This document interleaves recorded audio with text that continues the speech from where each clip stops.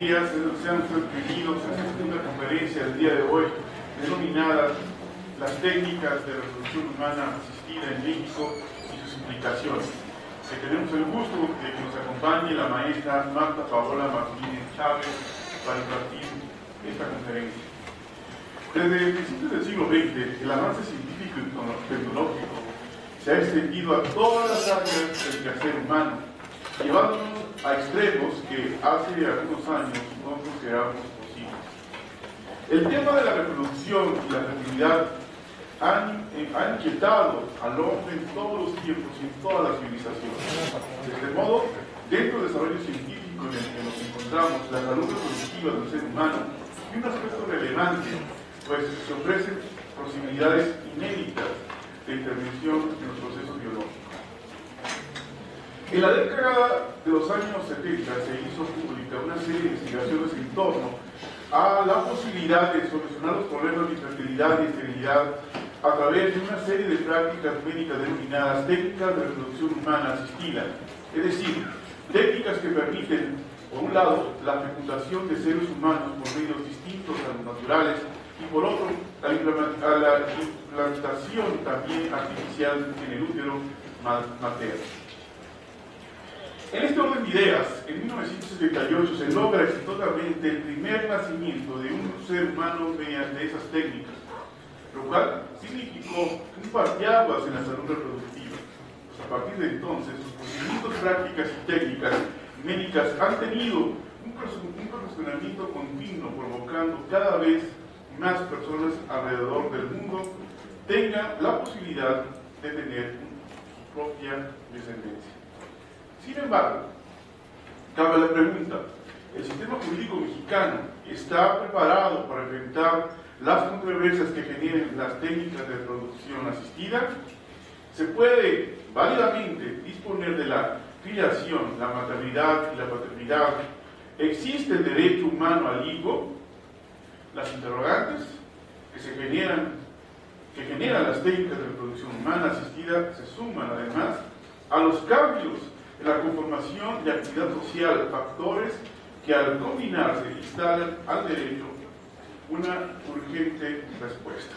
En esta etapa de la historia de la humanidad en que vivimos, conocida como la postmodernidad, se plantean numerosos cuestionamientos éticos derivados de la capacidad para modificar al medio ambiente y hasta el propio ser humano. Por tanto, es urgente una reflexión jurídica para estar en posibilidad de ofrecer soluciones eficientes y justas en beneficio del ser humano y de la sociedad. Esto es lo que se pretende pues con la conferencia que nos va a ayudar a impartir la maestra Martínez Sánchez. Permítame, antes de iniciar la conferencia, leer una síntesis curricular de la maestra Martínez Chávez. Marta Paola Martínez Chávez es licenciada en Derecho por la Facultad de Derecho de nuestra universidad, formó parte de los miembros distinguidos de la generación 2007-2011. Es especialista en Derecho de la Empresa, con mención honorífica por la Facultad de Derecho de la Universidad Panamericana. Actualmente es profesora de la Facultad de Derecho de nuestra división de Universidad Abierta. Asimismo colabora como docente de la licenciatura del programa de maestría en bioética en la Facultad de Derecho de la Universidad Panamericana. En el ámbito profesional, laboró como investigadora y colaboradora editorial de la revista Art Juris del Instituto Panamericano de Justicia y de Jurisprudencia de la Universidad Panamericana y se ha desempeñado en el Tribunal Superior de Justicia de la Ciudad de México y la Secretaría de Gobernación. Actualmente labora en el Consejo de la Judicatura Federal del Poder Judicial de la Federación. Ha realizado y ha colaborado en diversas publicaciones y artículos de investigación. Ha impartido conferencias en los temas de técnicas de reproducción asistida en la Facultad de Derecho. Pues, sin más preámbulos, los dejo con la maestra Martínez Chávez. Gracias.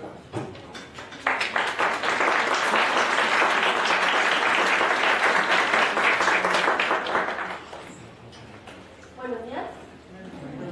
Gracias por la invitación, gracias profesores, gracias maestros, gracias al director de la Escuela de la Universidad Abierta, de la Facultad de Derecho. Les voy a platicar de las técnicas de reproducción humana asistida y sus implicaciones para lo que viene, lo que vamos a ver en el futuro y cuestiones éticas y jurídicas. El objetivo principal de esta conferencia es el estudio de las técnicas de reproducción humana asistida y sus consecuencias a partir del análisis jurídico y ético, así como lo comentaba hace ratito. Estudiar las controversias que comportan la permisión y la regulación de las técnicas, exponiendo al final una serie de casos de los cuales comentaremos y lo que tenemos actualmente o lo que se está controvirtiendo en el gobierno, ¿no? Tanto en el poder legislativo como en el poder judicial.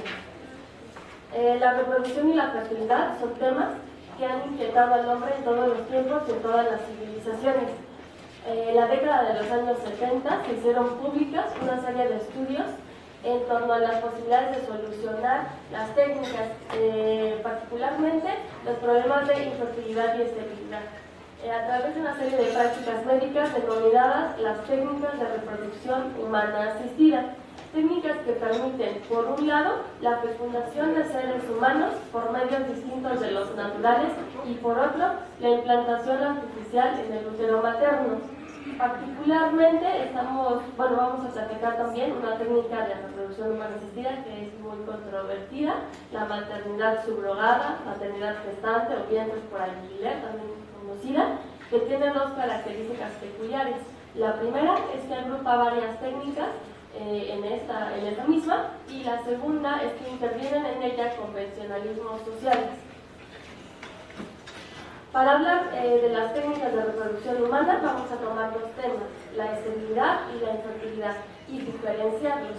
Aquí es importante decir, según datos del INEGI, existen en el país 1.5 millones de parejas que padecen problemas tanto de esterilidad como de infertilidad y se detectan 2.000 nuevos casos anualmente.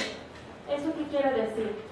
La postergación de las parejas actualmente para concebir hijos hace, por diversos factores, que cuando ellas deseen o ellos deseen concebir hijos, existen estas imposibilidades o problemas.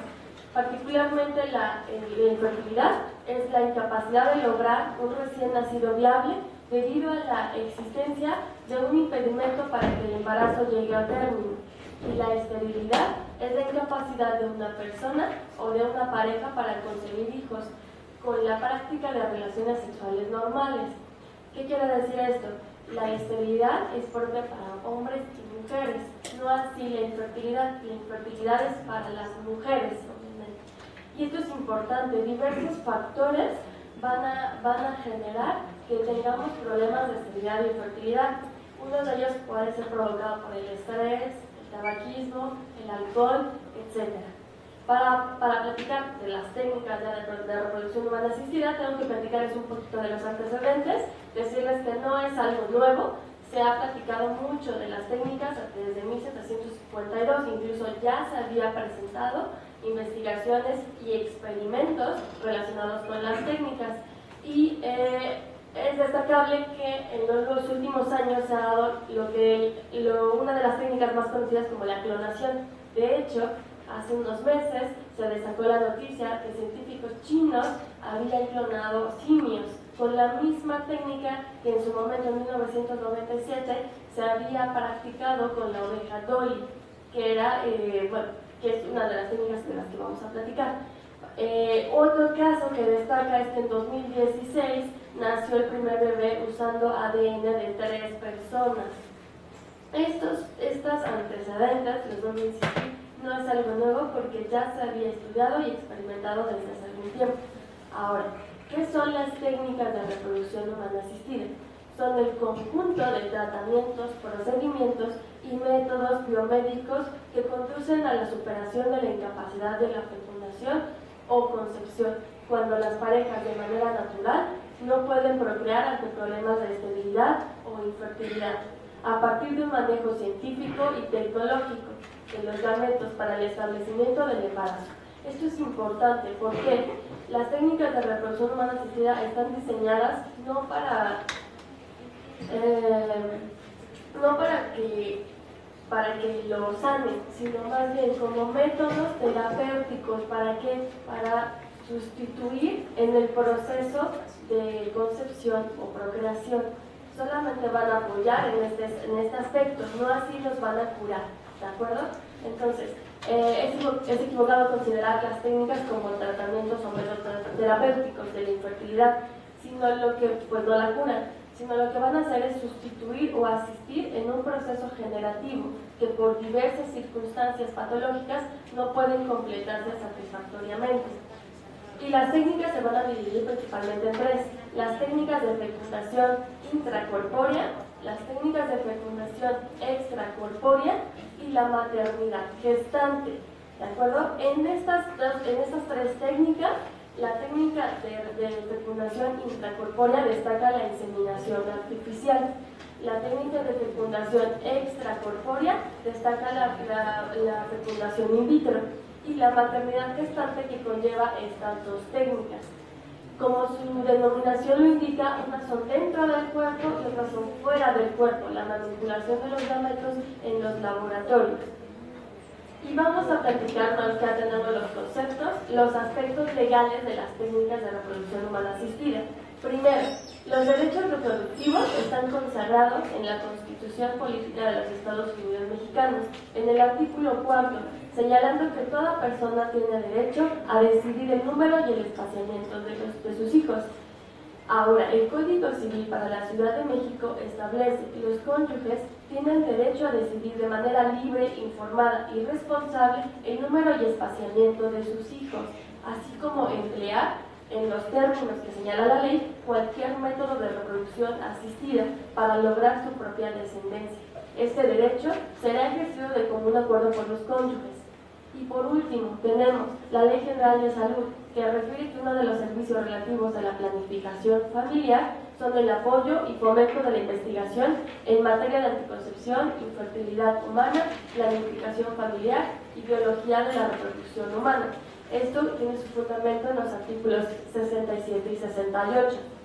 Y de lo anterior podemos desprender que se carece de un control del uso sobre las técnicas de reproducción humana asistida, ya que lo que tenemos no nos ayuda para poder establecer una regulación en cuanto a las técnicas de reproducción humana asistida, siendo esto lo único jurídicamente que tenemos. Ya platicaremos más adelante del caso de Tabasco, Coahuila, Querétaro y otro estado.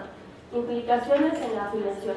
El Código Civil, una de las implicaciones que tiene el uso de las técnicas de reproducción humana asistida va a ser primero en la afiliación.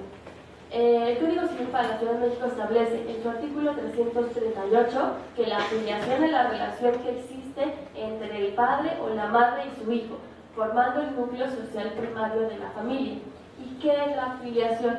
Es la relación existente entre dos personas, descendientes y ascendientes, unidas ya sea por un hecho natural, por un acto jurídico o por un vínculo socioafectivo, lo que se conocía como el tío que te cuidaba, el familiar que te cuidaba, ¿no? La afiliación en este sentido se divide en dos: la afiliación biológica y la afiliación legal.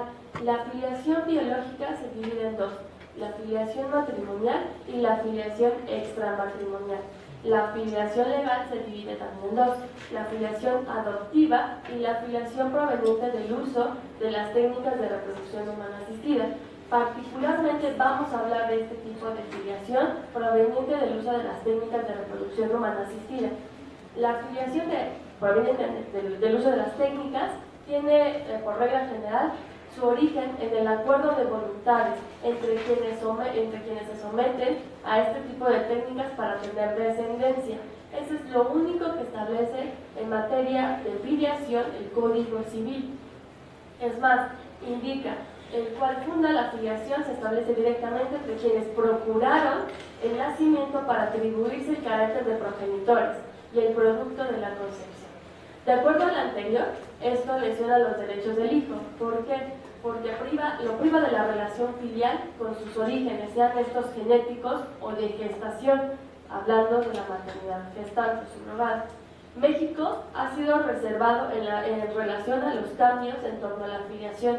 Sin embargo, en las distintas entidades federativas se han realizado reformas que no son suficientes para responder a estas innovaciones científicas.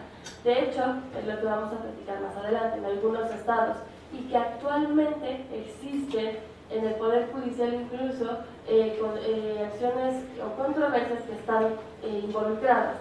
Y vamos a platicar un poquito de las implicaciones en la maternidad y la paternidad. Actualmente la maternidad podría ponerse en duda ante el uso de las técnicas de reproducción humana asistida, especialmente cuando se utiliza la maternidad subrogada o los vientres por alquiler, porque se supone o antiguamente se creía que la madre o la maternidad se atribuía a la madre que tiene al hijo, que da luz al hijo. Pero con las técnicas de reproducción humana asistida esto rompe este esquema. Incluso en la paternidad, que ustedes saben, las paternidades en algunos casos se utilizan o se emplean presunciones u otros medios indirectos para establecerla, también se quebrantan. Por mencionar, la maternidad gestante distorsiona la maternidad y la paternidad entre una madre genética, un padre genético, una madre que gesta o la gestante, una madre legal y un padre legal, creando un abanico de disyuntivas muy grande. Otras implicaciones jurídicas es que en el ámbito de contratos, porque en algunos estados se regulaba, por ejemplo, que la maternidad gestante debía ser un contrato y un acuerdo de voluntades entre las partes que van a procurar el nacimiento del hijo. Si es así, de regularse de esta forma, carecería obviamente de objeto. Particularmente establecido en el artículo 1830 del Código Civil de la Ciudad de México.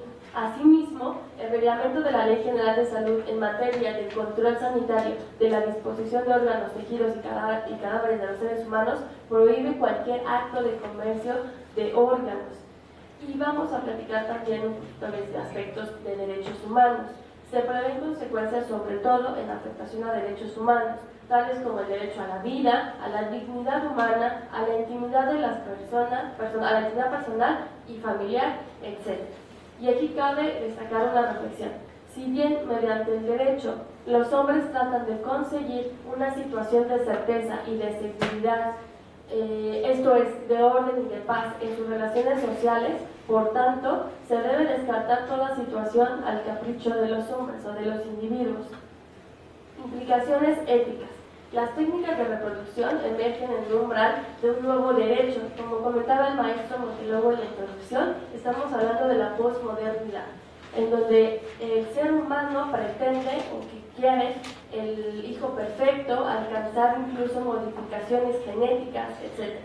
Las disposiciones en materia de técnicas de reproducción asistida deben valorar su viabilidad ética y humana, esto es, que exalten al ser humano y no lo conviertan en cosa, contemplando la protección a la vida, a la dignidad humana, la protección al interés superior del niño y la protección a la familia. Y aquí destaca, y es muy importante hablar de esto, del Comité de Ética del Colegio Real de Obstetras y Ginecólogos del Reino Unido, que se opuso a la práctica de la maternidad gestante. Incluso en días recientes un grupo de feministas también ha dado su apoyo a prohibir este tipo de práctica por las implicaciones que ello trae y además por los antecedentes que se han generado especialmente en el estado de Tabasco y en otros países que ya se ha permitido y que actualmente están en vías de su prohibición, como es el caso de la India. Consecuencias en la familia.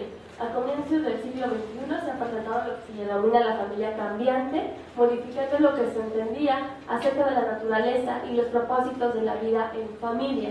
Partiendo que los seres humanos, por supuesto, desean tener hijos, algunas teorías a favor de las técnicas sostienen que una pareja puede fácilmente llegar a pensar en la procreación como un derecho, como ocurre en Estados Unidos, a través de la enmienda 14. Es importante destacar que el hijo no puede ser considerado un objeto de derechos, sino un sujeto de derechos. Si a esto se agrega la tendencia al consumismo, se puede apreciar cuán difícil será para una persona resistirse a crear el mejor hijo o el mejor niño posible. Y actualmente no hay leyes que delimiten el uso de las técnicas de reproducción humana asistida, dejando lagunas jurídicas de suma importancia. Y vamos a platicar un poquito de la maternidad gestante. ¿Qué es la maternidad gestante? Que es la técnica que ahorita está como en boga y que, como les comentaba al inicio, es la que tiene más implicaciones jurídicas. Es aquella técnica de reproducción humana asistida en la que mediante la fecundación in vitro o inseminación artificial se logra un embarazo previo acuerdo entre una mujer casada, concubina o soltera que se compromete a llevar a cabo la gestación, en la que en algunos casos aporta el óvulo y otras personas casados, concubinos o solteros para entregar el hijo y abandonar toda pretensión de maternidad. Cuando hablábamos de la filiación, decíamos, en la maternidad gestante tenemos la madre gestante, si es el caso que aporte el óvulo. Si no aporta el óvulo, tenemos una madre genética, que es la que aporta el óvulo. Tenemos un padre genético si hay una donación de espermatozoides. Tenemos el padre legal y la madre legal.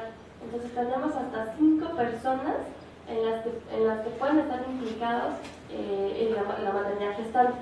Vamos a platicar del caso de Tabasco, que es la técnica que se legalizó en 1997 durante el gobierno de Roberto Madrazo y que por iniciativa del gobernador Arturo Núñez se aprobó la reforma al Código Civil a finales del 2015 y estas entraron en vigor en enero de 2016, estableciendo ya la prohibición para los extranjeros y parejas del mismo sexo. Porque venían extranjeros a Tabasco, practicaban la maternidad gestante, se iban, les hablaban para recoger al hijo a los 9 meses, recogían el hijo y se iban. Si había una controversia, si había algo, se solucionaba en Tabasco, pero las soluciones que estaban dando no eran las mejores que se tenían. De hecho, hubo varias noticias en diversos medios respecto a los conflictos que se generaban por esta técnica en Tabasco. Actualmente se encuentra en la Suprema Corte de Justicia de la Nación una acción de inconstitucionalidad promovida por la Procuraduría General de la República que impugna los artículos 380 bis, párrafos tercero y 380 bis, párrafos cuarto, quinto y sexto del Código Tabasqueño. La acción es la 16-2016 y actualmente sigue pendiente por la Suprema Corte. De hecho, existe una declaratoria o clasificación de reserva de información. Hasta que no se tenga la sentencia, se podrá conocer de lo que ha dicho la Corte. Y por cierto, la imagen que ven es una imagen de justamente Tabasco, que antes de las reformas se les proponía a las mujeres por $13,500 someterse a la técnica. Esto fue antes de la reforma. ¿Por qué lo menciono? Porque los requisitos que se están solicitando ya fueron cambiados y actualmente se exigen otras edades, etc., que es lo que se está impugnando. En el derecho comparado tenemos lo siguiente: países que regulan la maternidad gestante y esta es legal, que es Canadá, India y Rusia. Voy a poner un asterisco en India porque con las experiencias que han tenido con extranjeros se han visto en la necesidad de prohibirla a los extranjeros. De hecho, ya está prohibida. Lo que pretenden es prohibirla definitivamente. ¿Y qué sucedía? En la India fue entrevistada una de las madres gestantes por una cadena estadounidense y le preguntaban: ¿por qué si sabes que estás entregando finalmente a tu hijo, lo haces? Y ella respondía que la necesidad de poder darles a sus hijos una mejor educación, vivienda y salud, valía incluso su vida para someterse a esas técnicas. Y si mediante las técnicas ella podía obtener un beneficio económico, ella lo iba a hacer. Entonces, vemos como las aristas o estas distancias entre las necesidades que orillan a muchas mujeres, por ejemplo, de grupos vulnerables, a someterse a las técnicas para poder dar una mejor calidad de vida a su familia. Y eso es lo que pasaba muchas veces también en México. Países que regulan la maternidad gestante y esta es ilegal: España, Francia y Alemania. Países que no cuentan con regulación expresa: Estados Unidos de América. Argentina tiene un proyecto de técnicas de reproducción humana asistida, incluso tiene un proyecto de iniciativa de ley de maternidad gestante. Inglaterra y México, excepto Tabasco, Sinaloa y Coahuila. En el caso de Querétaro se aprobó la donación de embriones sobrantes de procesos in vitro. Y les voy a platicar de los casos relevantes que han estado en el foro jurídico nacional e internacional. Voy a platicar primero del nacional.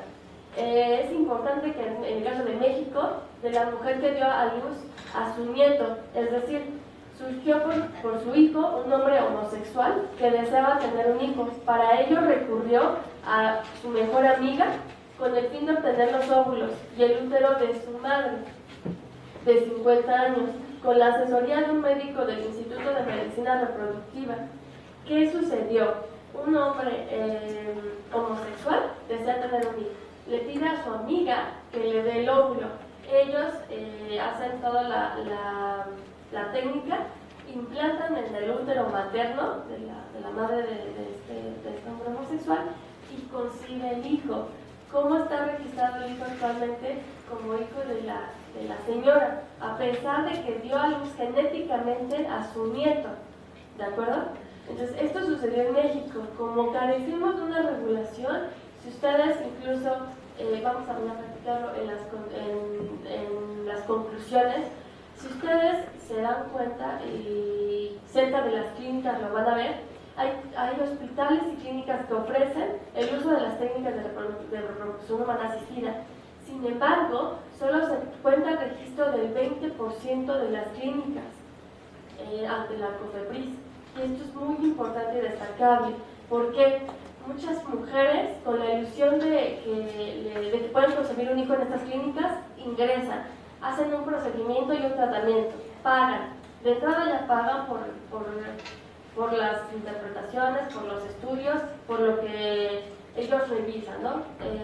Pagan, siguen el procedimiento. Ellos aseguran que a término de 2 años, 1 año, tú ya estás embarazada. No sucede esto, y muchas mujeres lo que hacen es perder más bien el tiempo, perder el tiempo y salud. ¿Por qué? Y además factores económicos. Pagas, no concibes el hijo, te dicen, bueno, pues es que no podías concebir, finalmente tú no ibas a lograrlo, no te dicen hasta el final y tú estás con todas estas implicaciones jurídicas, con esta incertidumbre jurídica y no sabes ante quién apoyarte o ante qué autoridad acudir, porque no lo ven ni Profeco, no lo revisan con COFEPRIS, ustedes intentan algún juicio, está muy controvertido, etc. Entonces es de mucho cuidado que ustedes siempre se asesoren y revisen, que la clínica cuente con su certificación ante la autoridad respectiva, ya sea ante la COFEPRIS o ante la autoridad estatal, si fuera el caso. Chantaje criminal. Este sucedió en Estados Unidos y es acerca de la maternidad gestante. Una mujer está en la madre gestante, pero para que consiga el hijo le dice a la pareja cada mes, ¿sabes qué? Si tú quieres que nazca sano, yo no voy a fumar, pero eso te va a implicar más dinero. Si el próximo mes no quieres que yo tome, te va a implicar entonces más dinero, y etc. Entonces estaba chantajeando a la pareja para que pudiera conseguir al hijo. La maternidad gestante post-mortem. Esto sucedió en Rusia y es un caso muy interesante. La congelación, bueno, en Rusia y en muchos países, incluso en México, es muy común que congelen gametos cuando se tiene una predisposición a un tipo de cáncer. Entonces, por las quimioterapias, lo que hacen en Rusia es eso, justamente una vez que detectan cáncer, de inmediato se congelan los gametos, si fuera el caso. Y eso sucedió con un chico de 18 años en Rusia. Congelan los gametos, es mamá e hijo, congelan sus gametos, el chico se somete a las quimioterapias, fallece y después de un tiempo la mamá inicia un juicio para pedirle a la clínica que le dé los gametos de su hijo y que ella pueda implantarlos en una mujer para que pueda conseguir un hijo. En este caso sería su nieto, ¿no? Entonces inicia la controversia, los juzgados resuelven, le dan los gametos y se implantan en otra mujer, concibe al nieto. Actualmente en Rusia, como este tipo de técnicas de post-mortem, porque era post-mortem, no se tenía regulado, se le dio a la madre que gestó al hijo, que dio la aportación genética, toda la filiación, y la mamá actualmente está debatiendo que se le pueda dar la patria potestad del hijo para que ella no tenga que quedarse con él, porque finalmente ese era su deseo. Y el último, nadie quería al niño. Esto sucedió en Inglaterra, también de la técnica de reproducción de maternidad gestante. Finalmente la madre legal y el padre legal, una vez que ya van a recibir al hijo, porque ya habían cumplido los 9 meses de embarazo, etc., ya están en el nacimiento, se dan cuenta que el niño tiene síndrome de Down. Y entonces lo que hacen es, ¿sabes qué? Yo no lo acepto porque así no venía en nuestros contratos. Y entonces la madre gestante dice, pero yo no me lo puedo quedar porque tenemos un contrato. Entonces se fueron a juicio, y en juicio se estableció que como ninguno de ellos tenía la responsabilidad para quedárselo, se lo quedó el Estado. Eso sucedió en Inglaterra.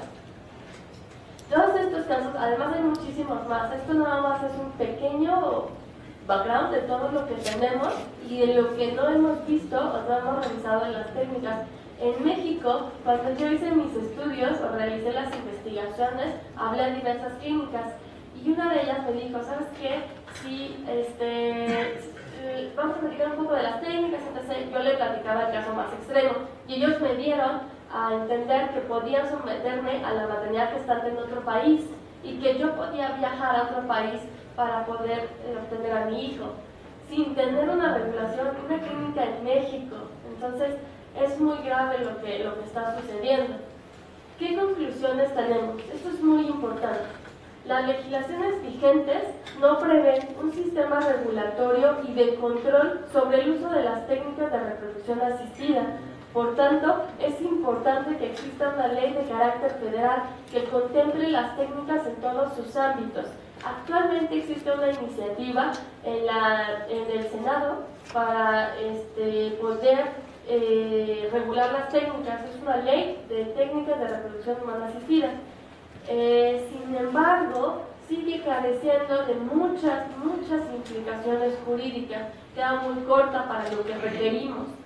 Es el siguiente punto. Actualmente se pretende aprobar una reforma, incluso en la Ley General de Salud. Sin embargo, dicha modificación no aporta las consideraciones éticas y jurídicas imperantes en el uso de las técnicas de reproducción asistida. Por ejemplo, en el uso, uno de ellos acaba de ocurrir. No sé si se enteraron de la mujer que inició un juicio contra Liste porque no le permitía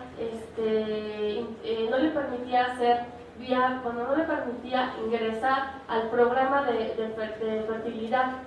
¿Qué sucedió? Ella inició un juicio y entonces la corte dijo, es una discriminación el hecho de establecer una edad para poder ingresar a los programas de reproducción.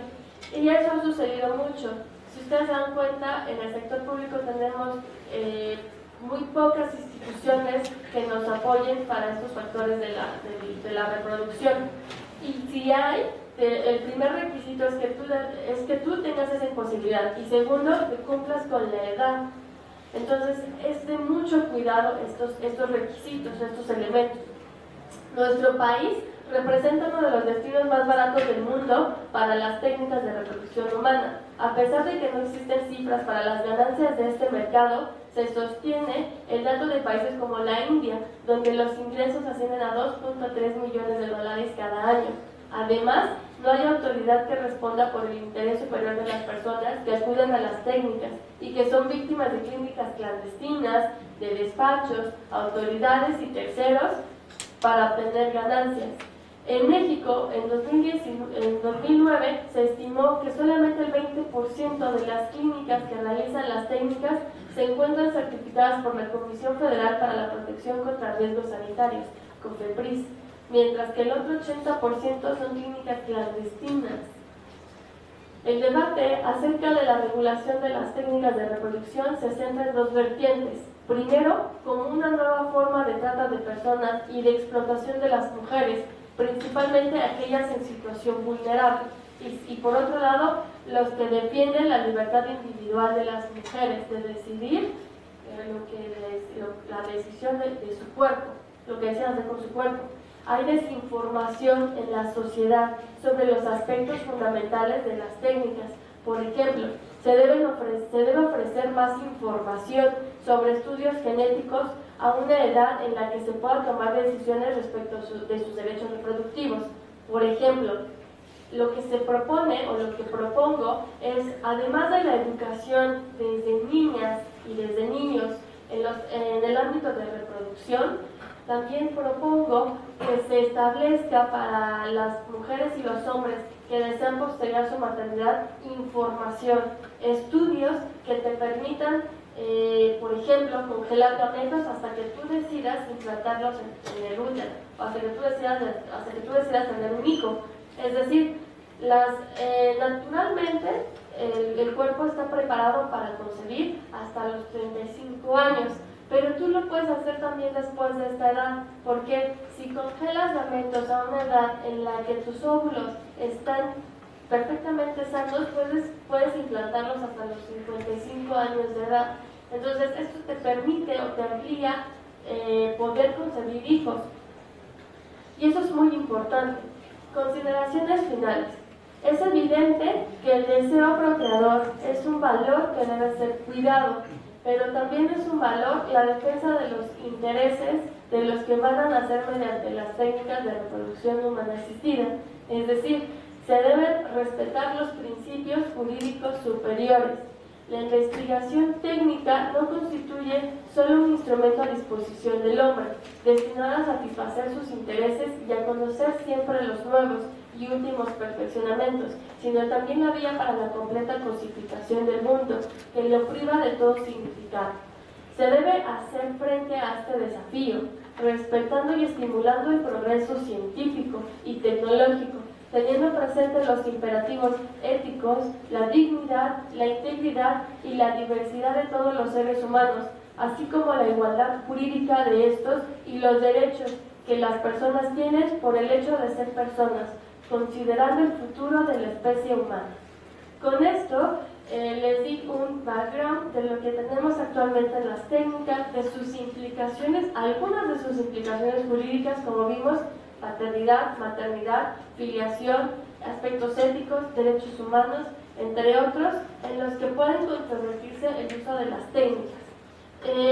Destacan nada más y brevemente que en la maternidad gestante se han hecho proyectos o iniciativas, particularmente en la Asamblea.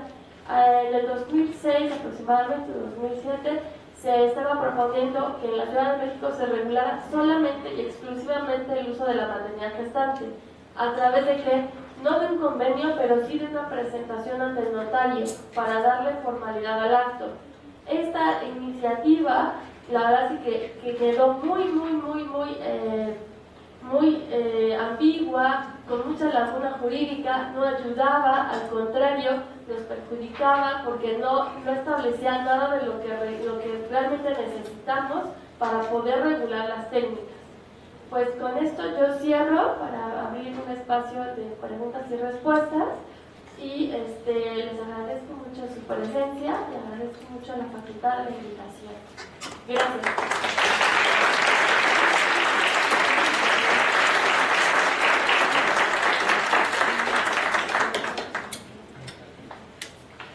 Hola, más que una pregunta son dos comentarios. El primero es una discrepancia que tengo. Usted menciona que los tratamientos de reproducción asistida en realidad son terapias y no curas. Yo creo que en temas particularmente de bioética hay que ser sumamente cuidadoso con los términos, y el término terapia y cura tienen exactamente el mismo origen etimológico, nada más que uno del latín y otro del griego, y tienen que ver exactamente con el mismo sentido a nivel bioético o biomédico.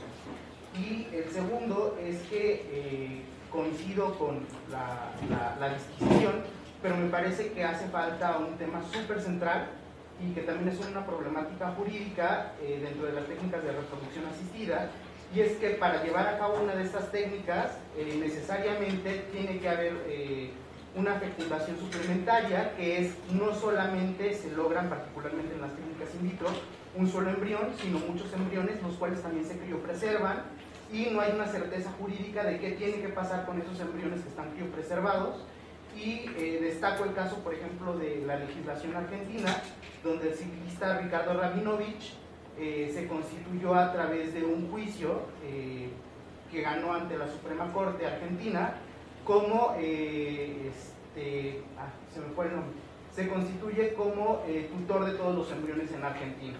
Entonces me parecen esos dos temas muy rescatables. Sí, gracias.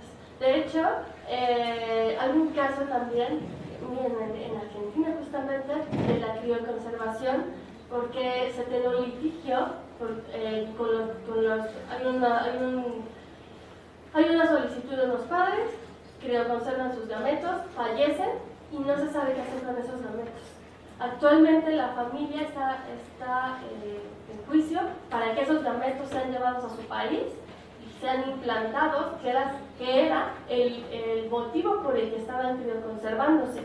Sin embargo, hay autoridades que dicen, no, si ya no hay quien quiera o quien desee tenerlos, ¿por qué deberíamos de seguir conservándolos? Deberíamos desecharlos.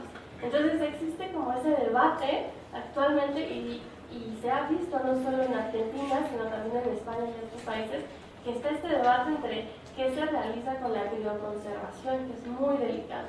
Y por eso considero importante que si se regula, se vea no solo el aspecto legal o jurídico, sino ético, médico, bioético, etc. Es muy importante. Muchas gracias por tu comentario y por aportarme acerca del caso de Argentina. Es muy importante. Gracias. ¿Pregunta? Profesor, nada más quería hacer un comentario respecto a lo que mencionaba usted al principio, en la esterilidad e infertilidad y en cuanto a las legislaciones que todavía no se dan en nuestro país, que yo creo que sí sería importante considerar muchos aspectos médicos, aparte de legales, porque yo creo que sería establecer un número determinado que se debe de hacer la reproducción en una persona, ¿no? Y el límite de edad, porque a veces también yo trabajo en un hospital y llegan pacientes ya de edad avanzada, 40, 45 años, y es mayor el riesgo hacia su salud, además de que ya realizaron, no sé, 5 o 6 intentos de reproducción asistida, y pues aquí tendremos que ver, ¿no?, qué pasa con todos esos productos que pierden, porque ya son productos de 6, 7 meses que no son viables, y que entonces, aparte de que se pierde el producto que lleva la vida de un ser, pues también la vida de la madre es la que está en peligro. De hecho, en las iniciativas que se tienen de leyes en cuanto a estos temas, los legisladores no se allegan de médicos, de bioéticos, solo ven implicaciones jurídicas. Yo creo que falta, porque nosotros no somos expertos en esa materia. Nosotros, incluso en los conceptos que se proponían, eran jurídicos. O sea, la maternidad gestante es un acuerdo de voluntades, no. La maternidad gestante es una técnica de reproducción humana asistida que incumbe el ámbito médico, no que incumbe el ámbito jurídico, que es muy diferente. Por eso creo que si se trata de regular, si se regula, debe de hacerse con todas las aristas posibles y con todas las perspectivas de muchas áreas que están involucradas, ¿no? Como bien indicas, la cuestión médica. Claro, muchas gracias por tu comentario.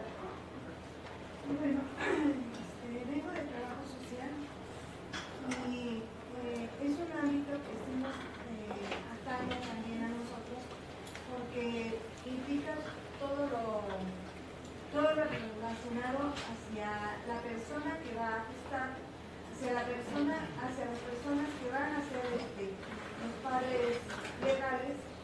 Entonces, el derecho del niño tiene que ser respetado por todos los medios, ¿sí?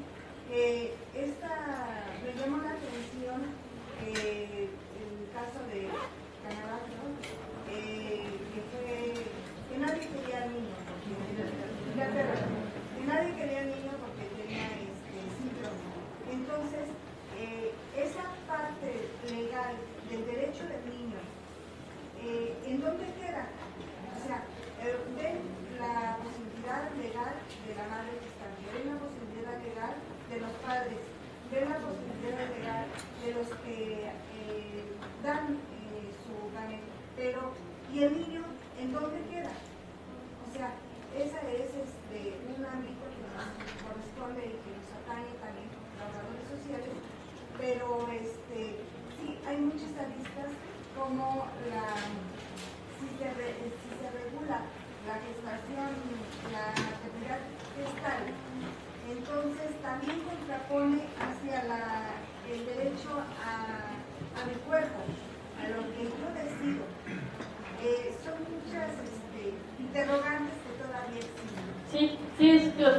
comentábamos al finalizar, ¿no? las consideraciones, las conclusiones, ¿no? Existe esa ambivalencia entre la decisión de mi cuerpo y lo que yo decido hacer con él, y también, por otra parte, la explotación o la trata que se puede dar en muchas mujeres por ser de grupos vulnerables, ¿no? O de grupos sensibles. Entonces, es muy importante eso. De hecho, debe imperar el interés superior del menor frente a los deseos de muchas personas. Pero bueno, ojalá y se arregle de esa forma. Nada más acotar que justamente sí lo señaló en una de las diapositivas, el hijo era objeto de derecho, no era objeto de derecho, era sujeto de derecho. Sujeto de derecho. Pero bueno, ojalá deseamos que los legisladores se alleguen de todas estas aristas, que vean estos estudios que se han realizado, estas voces que se han alzado, que estamos investigando, colaborando, y que se lleguen a leyes que realmente nos ayuden para poder evitar todos estos tipos de controversias. Sí, quisiera saber si toda persona puede tener acceso a congelar fundamentos. Más que nada estoy pensando en personas homosexuales que quizás en el momento no puedan, no tengan las condiciones para consumir un hijo, pero posteriormente las encuentren. Esto, hay instituciones especializadas, tiene un costo, o sea, ¿es acceso libre o no, o está un poco acotado? Jurídicamente yo te puedo decir que tenemos instituciones públicas y privadas. Hablábamos de estas clínicas, del 20% de ellas que solo están reguladas.